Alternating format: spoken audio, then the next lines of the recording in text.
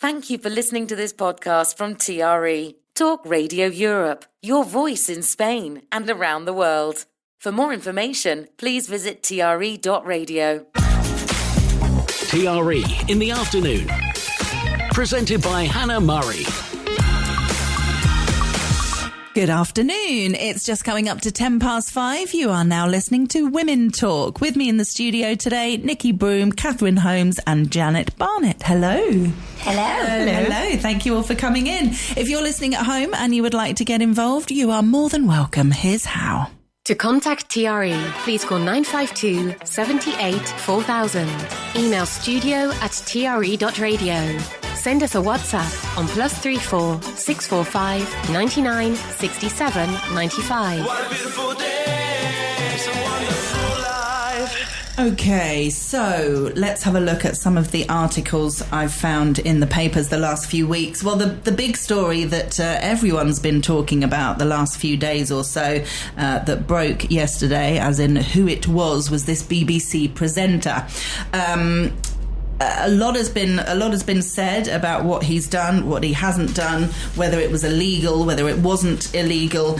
Hugh Edwards has allegedly, 5 different people. There's a fifth set of claims which has come through. So 5 different people have come forward saying that the first one was that he paid £35,000 over 3 years for sexually explicit photos of a 17-year-old who is now 20.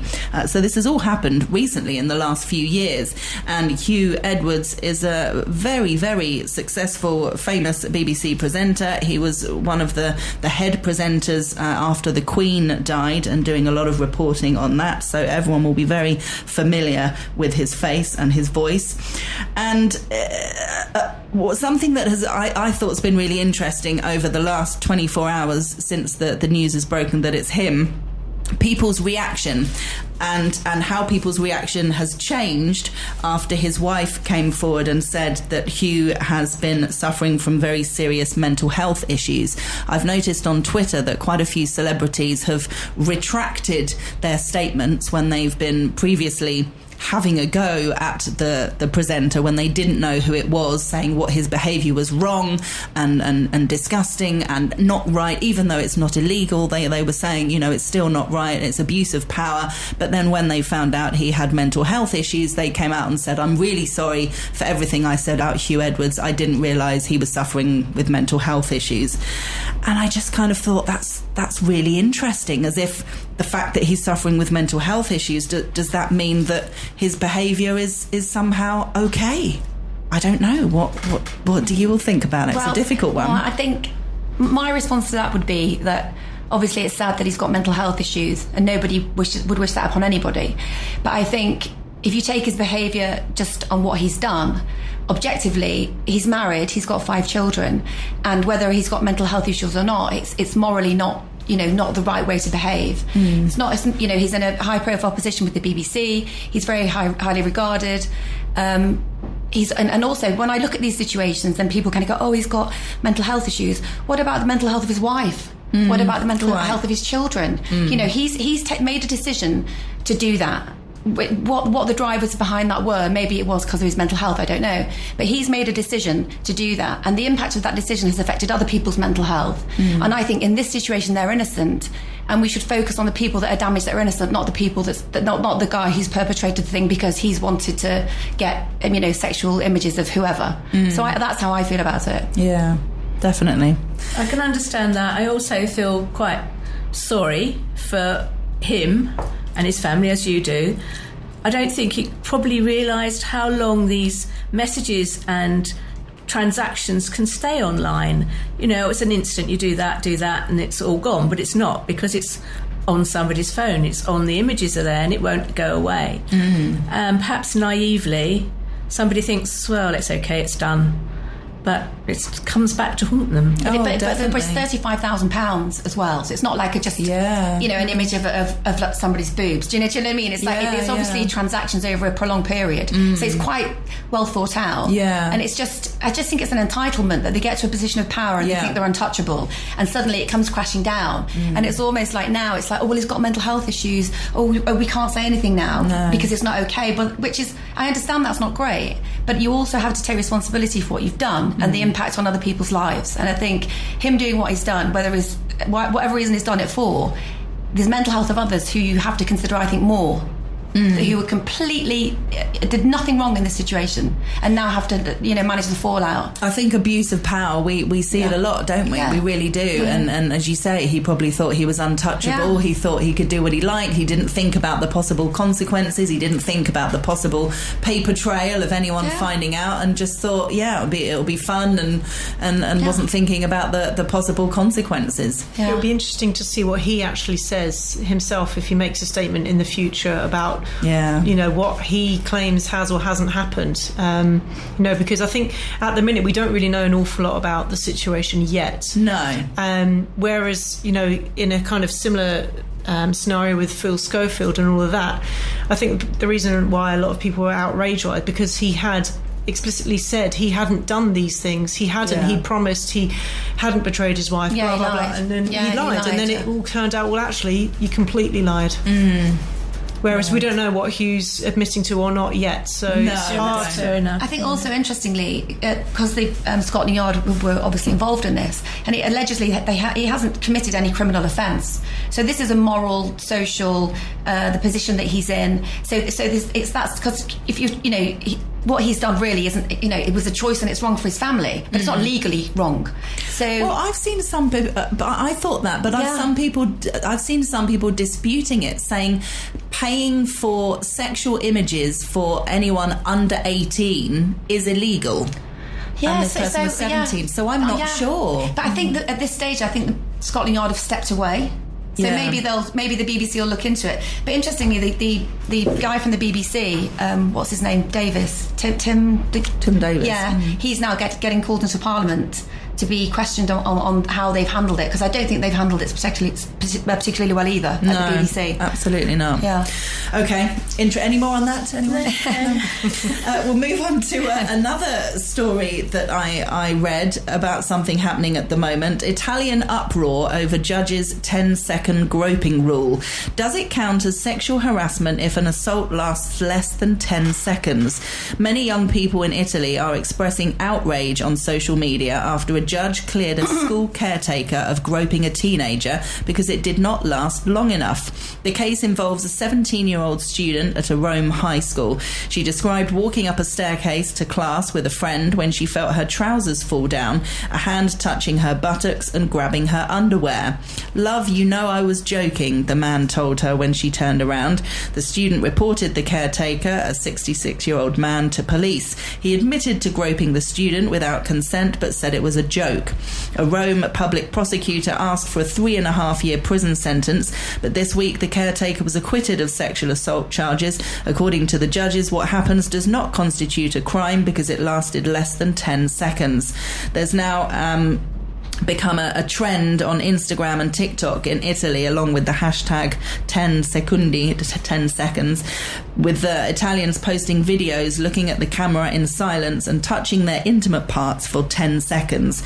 The videos are quite uncomfortable to watch, but it's just kind of showing people how long 10 seconds can feel, or 10 seconds is.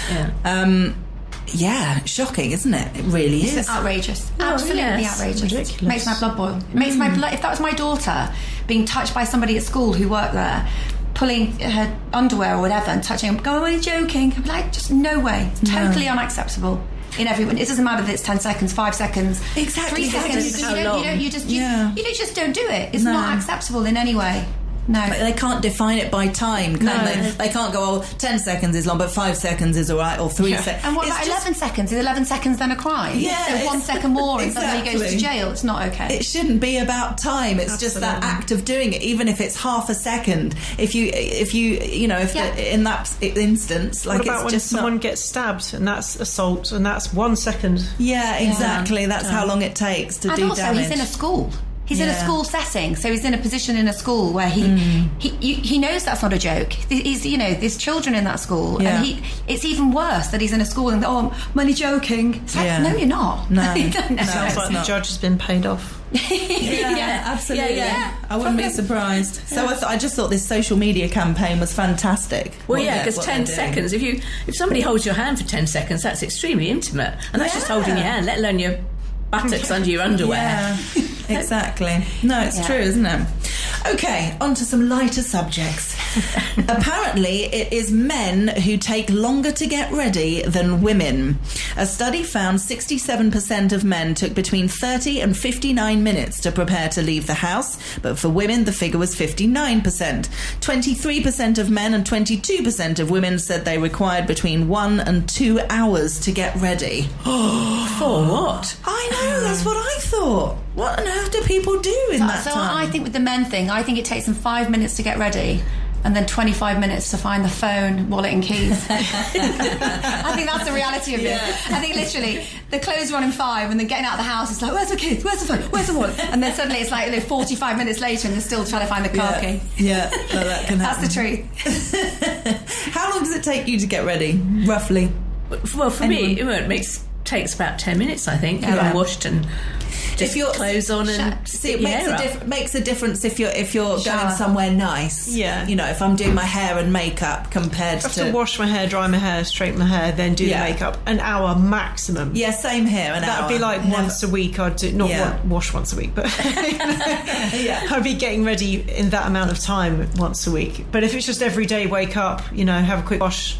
Shower, if it's like a school run during the week, it's literally like wake up, quick shower, clean, gym kit on, trainers, out the door. I mean, all turned around in half an hour. Yeah, there's no way it would take me 2 hours to get ready ever. No, never. I mean, it just wouldn't even happen. I couldn't be bothered. No, 2 hours, I couldn't. I'm still sitting here wondering what men do for that length of time. What on earth are they doing? I don't know. In men's defence, though, all the men that I've ever sort of lived with, dated, or whatever, they've all been quick shower.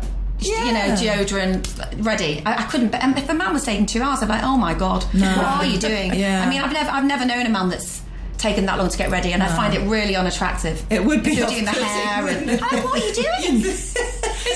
How much hair have you got? It's taking longer than me. I wouldn't like that. It's not. I don't. Without sounding too sexist, it's not very manly. No. Or masculine, sorry. Masculine. Not very masculine. Yes. I did see a funny meme the other day that it said 5 minutes, when a woman says I'll be ready in 5 minutes, is the same as a man saying I'll be home in 5 minutes. Exactly. Yes, definitely. That's a good one. This, I thought, we better take a break. I've just realised the time. We'll be back in a moment. Hannah Murray on TRE in the afternoon. Good afternoon. You're listening to Women Talk. With me in the studio today, Nikki Broom, Catherine Holmes and Janet Barnett. There is an article here talking about dropping litter. It says fines for littering and spraying graffiti will rise to up to £500 in a crackdown on antisocial behaviour. At present, the maximum on-the-spot penalty for these offences is £150, but this would increase more than threefold as part of Rishi Sunak's bid to tackle environmental crimes. What do we think? Do we think that's too much? Do we think it's good? Well, I personally don't like dropping litter at all. No. If you drive through the countryside in England and there's random sofas and washing machines and you're just like, why don't you just go to the tip? And I think if the fine was increased, and it obviously then would become more of a deterrent.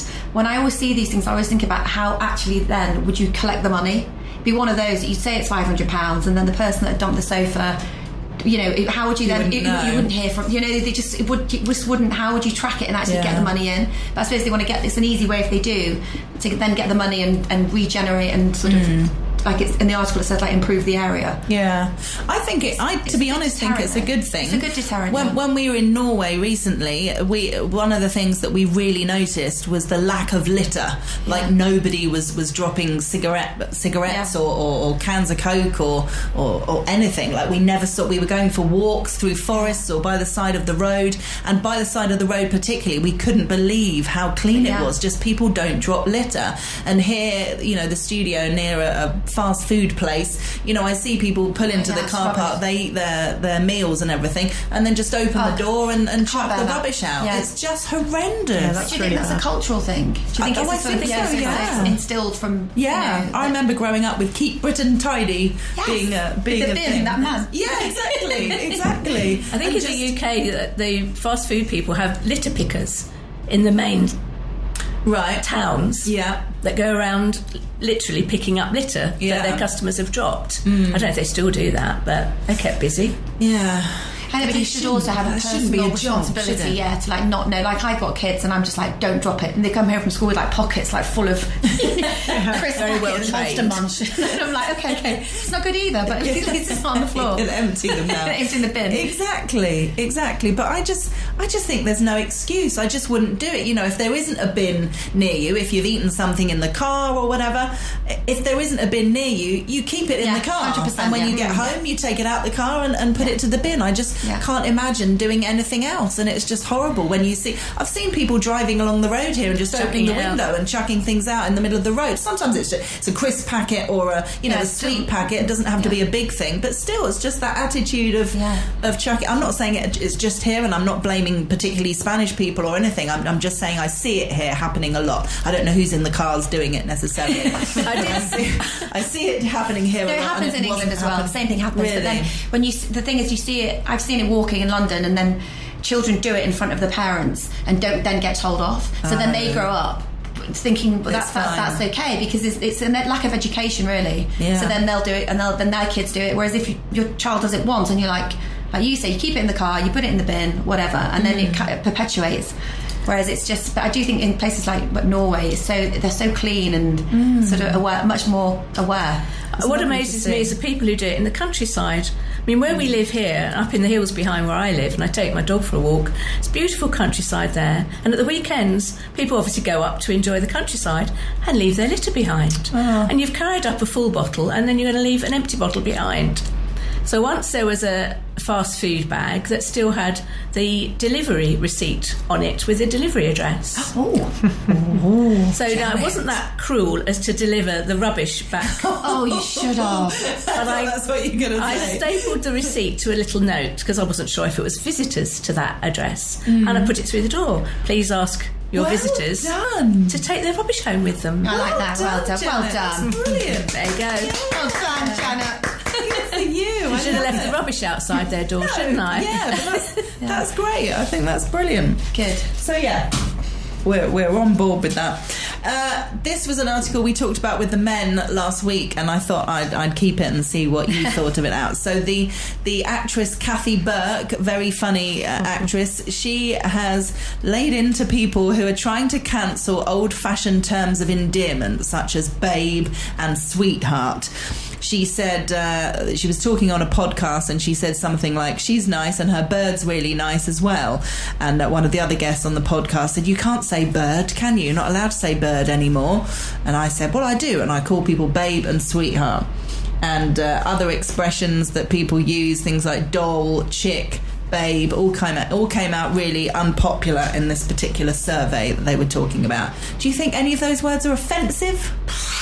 No. I think bird is. Oh, really? Yeah? Yeah, I don't think that's a very nice expression. Bird. Her bird. Yeah. I don't really hear many people use bird. I hear like babe and sweetheart, and I don't think sweetheart's offensive at all. No. Like, thanks, sweetheart. I think it's almost quite nice. Sweet. Yeah, I do. I don't think it's. And also it's getting to the stage where there's so many words, you don't know what you can say, what you can't say. Is it right? Is it offensive? Is it not? Bird's a bit more like a wide thing, whereas I think babe and love and. It's how you say it as well a lot of the time, isn't it? If you mean it as a passive aggressive, like, oh, you okay, hun? Like being sarcastic. Yeah, that's true. All right, sweetheart. You know, that's absolutely true, actually. But if you're just saying, oh, hi, babe, you okay? Blah, blah, blah. Then it's nice. I think I call you babe. Yeah, you do, babe. Yeah, chick. Yes, sweetheart. It's true. They're nice words. I mean, I don't get why people would be so offended by them. My husband and I hate babe, but because we hate it, we now deliberately call each other babe to the point where it's now other people hearing us like, why do you call each other babe? We're like, never mind. It's just we're being ironic. I don't understand. I think it's true what you're saying, Nikki, about, you have to be so careful what you say and can't say. And when people are just, being nice. Then the terms of endearment at the end of the day. This I thought was fascinating. Rita Ora, she has talked about the loss of mystery around modern stars thanks to social media coverage, despite the fact that she shares her life with her 16 million Instagram followers. She also blames platforms like Twitter, TikTok, Instagram for intruding into celebrities' privacy by detailing every aspect of their lives, even though it's not the apps that are doing it, the celebrities are doing it. But anyway, she says, I think the mystery is gone. You don't see massive groups of people crying when a famous person gets into a car like back in the days with the Beatles. Now, because you can see what everybody's doing all the time. Do we think it's bad that we see what people are doing all the time? I mean, not everybody shares their lives on social media. There are some celebrities that don't have social media accounts because they don't want to put, which is fair enough. But also, it's a choice, isn't it? I mean, they only have access because they go online and post their every move all the time. So you can't have it both ways. No. If you want to have some mystery and cachet, then hold back some information. If you want to share everything to 16 million followers, then I suppose the downside to that is that they know what you're doing. Yeah. Like you say, some people aren't on it, so you don't have to. But also part of culture now is that everybody connects those over social media. So in order to be, known and seen, you have to have a platform. So it's very difficult. Times, the Beatles from the 60s, I mean, times evolve, times change. Exactly. So but do you think it was better when celebrities were more kind of, there was much more of a kind of glamour attached to them because they were like these untouchable beings, whereas now you feel like you could, be sitting next to one at lunch or something quite easily because you can see where they are on social media? Do you think it was better in the kind of, the Grace Kelly days and things like that? I suppose they always were untouchable and they were on the big screen, so we didn't have access to them. No. But I come through the times when they started to use their own version of social media. So a local pop star or pop group would do a visit to a store or a record shop to generate interest. Yeah. And of course everybody would go and you couldn't see them. You couldn't even hear them. You couldn't get close to them. And that was their way of interacting and raising their profile. I think, I really wanted to see them. I'll buy their record. I can remember that. Yeah. I think it's more romantic. Swinging Blue Jeans, I think it was. Brilliant. I think it's more romantic, though, having this image of this sort of somebody that you can't see, you can only see in a kind of limited amount. It's a bit more... mysterious. Yeah, it's a bit more romantic, a bit more sort of... it's a bit more revered, because it's not so accessible.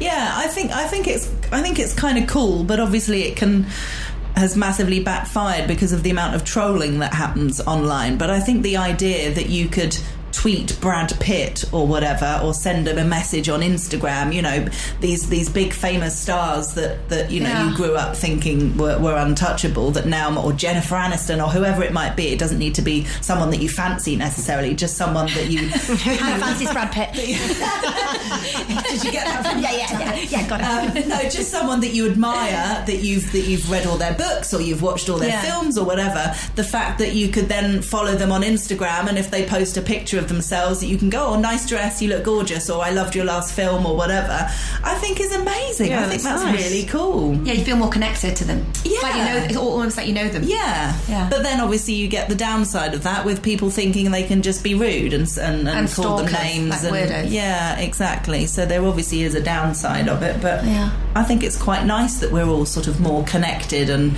on the same level a bit more with the social media side of things. I don't know. Different ways of looking at it, isn't there?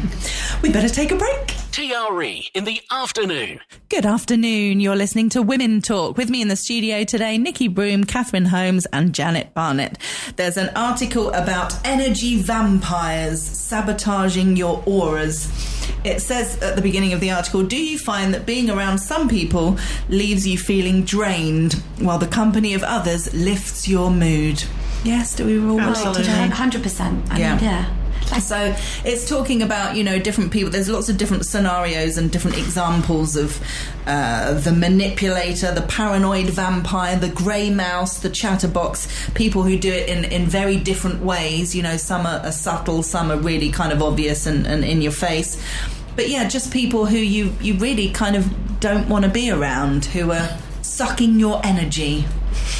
Yeah, but it's when you, but like we were saying, we all know one, don't we? We all Yeah. know somebody in our lives that you kind of, you know, when they're around you, you're just like, they go and you're like, oh, feeling a bit drained, feeling a bit depleted, because they just come and dump all their stuff on you and take all your good energy, and then they feel good when they leave and you're completely exhausted, and you're like, oh. Could you ever tell someone?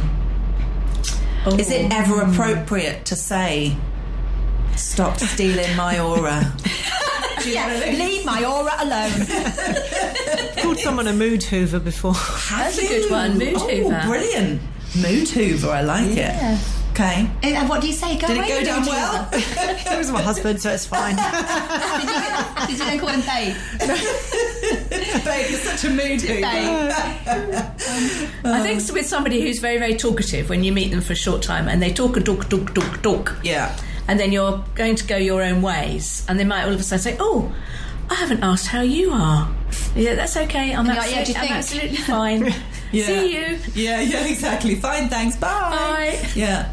I mean, I have said to people, I'm sorry, I haven't got time to talk now, or I'm sorry, I can't talk now. But I mean, to be honest, that's polite though. That's you're being very polite. Yeah. I think to say to somebody, look, just you're taking all my energy, just like. Yeah, that would be hard, wouldn't it? Yeah, it would. Because you'd really offend them, wouldn't you? And hurt the I think you just have to smile politely and then just do not talk to them again. Just cut them out. No, but the thing is, I'm trying to think of someone now, and I'm like, I don't know anyone because I just will not tolerate that. I just can't be around negative people. That's really good. I can't. No, but it's not necessarily someone that you choose to be friends with and choose to have in your life. It might be an acquaintance that you know that you meet randomly in a local pub or whatever that will come, oh, hi, how are you? And kind of keep talking, and you're like, just trying to kind of get away. Do you think they know, though? Do you think the people that are like that know? That's what I mean. Do you think when they come and like... No, I don't think they do. I don't think so. They can't do. Totally unaware. I think you've just perfected the art of unplugging mood hoovers. And that's why there are no more in your life. Yeah. Just cut them out. Very good. Switch them off. Exactly. Yes, okay, well, let's take that advice. One of the ones it says here, which is the examples it gives, is the grey mouse. When you first meet a grey mouse, you never imagine that this meek and mild person is an energy vampire. They speak so softly that you have to strain to hear them, and that's how they get your attention.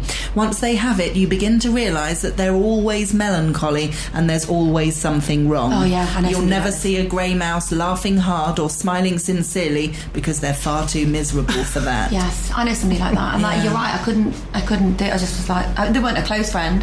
There's somebody at school, I was like, no way. No. See that I'd pick up and they'd be like, oh, let's go to the side. It's too draining. It is. And you're happy, and then suddenly you're like, oh, it's just... And you can't say to someone like that, cheer up. Because they'll go, well, I can't because this happened and this happened and this, they'll list all the reasons that they don't have to be cheerful. And I mean, we've all got reasons to not be cheerful. We all go through stuff and things happen to us that we have to kind of deal with. So everyone's got reasons to be sad or unhappy or upset from time to time. But we all have reasons to be grateful, don't we, as well? Definitely, though? Do you know what I mean? exactly. However small or big. Exactly. And they never Sun seem is to have shining. that. And even Reason if you to be say happy. something like that, it's like you say, it's still not enough. No. And they're talking quietly like, what? I'm going deaf anyway. I can't got time for that. It's too difficult. Everything's too hard about this conversation. Yeah, exactly. We have some messages coming through. If you have someone like that whom you cannot avoid, like a colleague, carry a small tourmaline in a necklace. It helps. Yes. Tourmaline. Yeah, well, tourmaline, crystal. Yeah? It blocks your energy. It sort of shields you. Oh, thank you. I think it's black tourmaline. Very good. Oh wow, we've had a long message here. Hi Hannah, off work today, so listening in just to comment about names like babe, etc. I think the world has gone crazy. One thing is the unacceptable sleazy side, but the other is showing kindness. I work in a Spanish company and refer to almost everyone, including the straight men, as cariño, guapo, mi amor, etc. Perhaps the Spanish view things differently, but it's considered normal and people respond with the same to me always. Harmless, niceness and zero bad intention. Why not call someone beautiful or babe? Everything depends on the relationship with the person and the acceptable level. If they don't like it, that's fine, don't do it. But Spain is 100% different. 99% will call men or women guapo or guapa without even thinking about it. And I'm a gay man openly, although the masculine type, so not a pluma queen. It's just my way of talking to people and usually brightens the day, just like hugs. And only last week, a straight male worker said those trousers make your culo or bum look nice. Sit. Oh my God. But it was a nice, friendly joke. Anyway, lovely. Love that message. Yeah, nice. Thank you for that. I just can't read out the last sentence. I think it's pushing it a little bit, Steve, but thank you. Okay, moving on from buttons to busts. Why a bigger bust is not the key to happiness. When it comes to body image, having bigger boobs is something that many women may dream about. Just be careful what you wish for, as those who boast larger cup sizes tend to have lower levels of satisfaction with their breasts. Not that kind of satisfaction, because I wasn't sure and I read it. That's not what I mean. The 10-minute grope. Yeah, exactly. Participants were asked to fill out on questionnaires on breast satisfaction, which covers various aspects, including how well their bras fit, the shape of their breasts with and without a bra, the size of their breasts, and how their breasts look in clothes, and also exercise and things like that. It revealed that those with larger breasts were more likely to report they were dissatisfied with them. Interesting. It is interesting. It's quite a personal one, this, isn't it? What do you think? Thanks. Yeah. It's an interesting one. I've always kind of been complimented on my bust, I suppose. But yes, I've always kind of, well, not always, but thought in recent years it would be nicer if they were a bit smaller. They do kind of not get in the way necessarily, but I do find it difficult when shopping, either for bikinis or just for clothes in general, for dresses and things. And I sometimes think, if they were a bit smaller, and I would have more options clothes-wise. You know, these floaty dresses, if you've got a bigger chest, they kind of hang off, and then you end up looking like the size of a house. Then, you know, they're not as flattering. So, it can be difficult shopping-wise, definitely. Yeah. It's interesting because a few of my other friends have got a bigger bust, and they say similar sort of things, that they can just be a bit like, in the way. Yeah, in the way, a bit heavy. The bras can be uncomfortable. Like getting bikinis is limited on what you can buy, and and they've had them reduced. So it's because they want to have just a smaller bust. But then it's just one of those things. So I'm sure. Because obviously typically men, think it's nice, and I think women just are less comfortable with it. But then I'm sure there's lots of women who have boob jobs who want bigger boobs, so it's probably it's a weird one. Yeah, I think people always want what they don't have, don't they? Exactly. Small, you want bigger. If you got bigger, you want smaller. And the breast advice is just to very good. Very good. Buy breast separates. advice. Yes. Any more on breasts? Always check them. Oh yes, very good. Thank you. Good advice. Okay, body positivity. We spoke about this last week, but it was a difficult one to do with the men, so I thought I'd save it for the women. The body positivity movement has utterly failed to convince women it's okay to be fat. So this is talking about the fact that for years women were kind of complaining that all the advertising we see, not just models, but when you're going into shops, the mannequins or women advertising products on the television or in magazines, they're all tiny. So a lot of women were saying, why can't we see women of more normal sizes or large women or whatever? That has happened with Dove campaign, particularly spring to mind, showing women of all shapes and sizes. But it hasn't, this survey is saying it hasn't changed the fact that most women either wish they were smaller or are actively trying to do something about wanting to be smaller by dieting, exercise and whatever. It hasn't made women go, there we go, there's a woman that size on TV, that's more normal, I'm comfortable being that size. We still kind of generally have in our heads that we want to be smaller, which I thought was interesting. I think what worries me about that article is there still isn't enough focus on being fit and strong and eating well and being comfortable with your body at its optimum, and from a nutrition, a fitness, so you're healthy. Just looking at somebody who is a different shape or bigger or smaller than you, you'll never get happiness from that. I think they should having a daughter, and they do this at her school as well. The focus now is on being strong, being fit, eating well, doing exercise, and I think the next generation are more aware, whereas my generation are, she's bigger or she's small, she doesn't represent me. Because even if you see somebody that's more your size in Dove, or there was a New Look campaign with this larger woman in a bikini, it doesn't change how you feel about yourself. No, it doesn't change your mind, doesn't change how you feel, doesn't change your body. People need to focus, I think, on being fit, healthy, strong, eating well. particularly girls and women. Yeah. Do you think it's good though that all different types of women are represented more on? Yes, that we see on TV and things. Yeah, definitely they don't all look the same. Yes, definitely. See, I don't. And in magazines and in advertising, it's far better to have a range of body types, and body sizes. But yes, you're right. It doesn't make you feel any better. It doesn't make me feel better that they're as big as me or bigger than me. Yeah, I don't like it. I don't know. It was a big thing on Instagram. This woman with this bikini. She was enormous. I mean, obese, morbidly obese, not just curvy or shapely or larger. She was huge in a tiny little stringy boobs coming out, and it didn't fit her. It didn't look good on her. She could have had a much better bikini, and she was obese, and it's promoting something that isn't healthy. Yeah, you know what I mean? that's an interesting argument, isn't it? It's not. Do you know what I mean? I understand that might make people who have that body shape feel better, or it might not. But it's actually not healthy to put like a 16, 18 stone woman in a bikini that doesn't fit her. So people buy. I just don't think it's the right approach. I genuinely don't. What do you think, Catherine? Yeah, but then you can't have just size 8s and nothing else. No, I'm not Right, it saying. I'm doesn't not have saying to she be should just one have a or size the 8, other, but yeah. that it's so extreme. That is so extreme. It's so extreme. Yeah. But I'm like saying she wasn't just a normal 12. You know, like a normal sized woman, like a reasonably shaped. You know, not a tiny skinny model, but just. It was just, and it's like proving a point almost, you know, just to sort of get attention, and it's not it's the different shapes and sizes is totally fine and correct. It's just when it's not healthy, and it's not a healthy way to be. She wasn't healthy. Yeah, a lot of people have talked about that with the likes of Lizzo, with who I love. I absolutely love her music. I think she's brilliant. But yeah, a lot of people feel really uncomfortable with her because she is I wouldn't have a clue what size she is, to be honest, but she is obviously a large lady, and she wears a lot of skimpy clothes.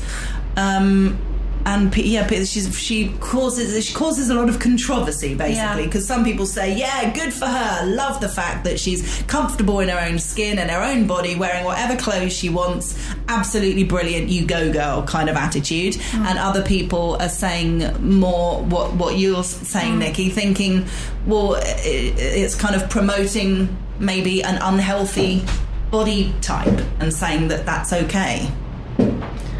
Yeah.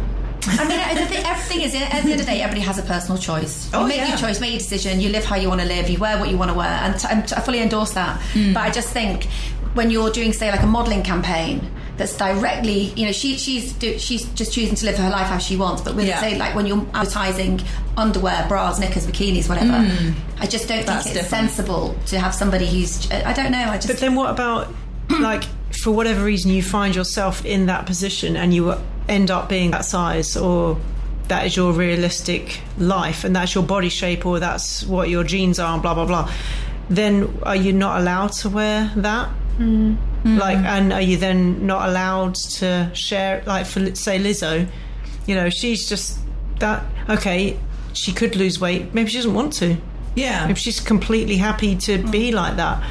And then I know what you're saying, like, don't promote it, but then where would she buy a bikini? Or she's allowed to do what she wants to do. No, exactly, and everybody has a personal choice. But then also, there's all controversy about putting models that are too thin, and you can't call somebody too thin if you can't call somebody too fat. Yeah, you can't that's do that. true. Girls that are slim and gorgeous and tiny or whatever, and they go, oh, you're why should you model? You're a size 8. Well, why? You know, you can't call them and say they're too slim and slender if you can say it's okay to have a size 16, because, you know, it's like, my mother was always so slim, and people say, oh, you're so slim, you're so slim. You knew my mum, she was so slim. But you can't say to somebody, oh, you're so fat, you're so fat. No. You can't have it both ways. You've got to be balanced and equal and fair. So I just think it's equally the skinny, tiny girls that also don't look healthy. It's not just that end of the spectrum. It's across the board, but I just think you should focus on fitness. Is it because you think it's unattractive to see a very large model modelling a tiny bikini? No, it's it not. It offends you because it doesn't offend me. I'm not offended. Necessarily unattractive. No, it's not that. I'm not offended about the size, the shape. People can do what they want. I just don't think it's healthy to have a morbidly obese person. The same way it's not healthy to have a super skinny person. I just think the focus should be because people on will look fitness. at that. Yeah, it should be on fitness and health. And this article is talking about, do women feel better because they lose weight? I feel better if I'm slimmer. and it's all kind of about weight and size and shape, and it's not. It should be about being fit and strong and well, and eating well. When you see models walking down the catwalk or in an advertising campaign, and you can see their ribs and things like that, and bones, real skin and bones and things, that at the same token as what you're saying is also unhealthy, and for girls to think, and that's why there's been all kinds of trouble with anorexia and stuff over the years when they're showing models that are dangerously skinny, not just slim or slim body shape, but actually skin and bones kind of thing, because girls grow up and think that that's what pretty is, and that is the image of beauty. Exactly. So that's just as dangerous. But I do think now with girls, I mean, we live in London, so I don't know about other day schools, but I think it's definitely shifting at girls' schools. How they focus on body image, weight, that kind of thing. I think it's a good shift. We have one more ad break. Hannah Murray, TRE in the afternoon. Good afternoon. I just want to say thank you to the lovely men who have been messaging throughout the show. Thank you to Mark, Gary, Steve, Sam and Dirk for your messages. And ladies, there's an article here. We've got a minute and a bit left. Rock PJs. Robbie Williams wearing these very kind of brightly coloured designer pyjamas. Yay or nay? Oh, nay. Big nay. Big nay. They're very fashionable. They were right. But they're really on trend at very fashionable at the moment. I think he can get away with it. Yeah, He's right because he's Robbie Williams. But if my husband bought some, I'd be like, no. I can stand. I did see a couple of young trendy chaps wearing those, but they were short cut-off ones. They weren't full-length ones. Yeah. And the material was like old ladies' polyester blouses. Yes, exactly. And they had hats to match and coordinating calf-length socks. I think they're really odd. Weird. I don't like it at all. It's Too very much. fashionable at the moment. He'll go out of fashion. Yeah, I hope so soon. Yes. And ladies, thank you so much for coming on today. We've had Nikki Broom, Catherine Holmes and Janet Barnett. Thank you, ladies, very much. Thank you. Have a lovely weekend. I am not back on Monday. I've got Monday off, actually, because we've got some family coming over. So I will be back on Tuesday at 4:00. Howard Brereton is with you after the news with Spain Today. Don't go away. Enjoy the heat and also enjoy the aircon. You've been listening to a TRE production. If you've enjoyed this programme, there'll be another episode waiting for you next week, right here on this platform, where you can also access our extensive back catalogue of shows and interviews. For more information on our live programming, social media channels and apps, and how to contact Talk Radio Europe, please visit tre.radio.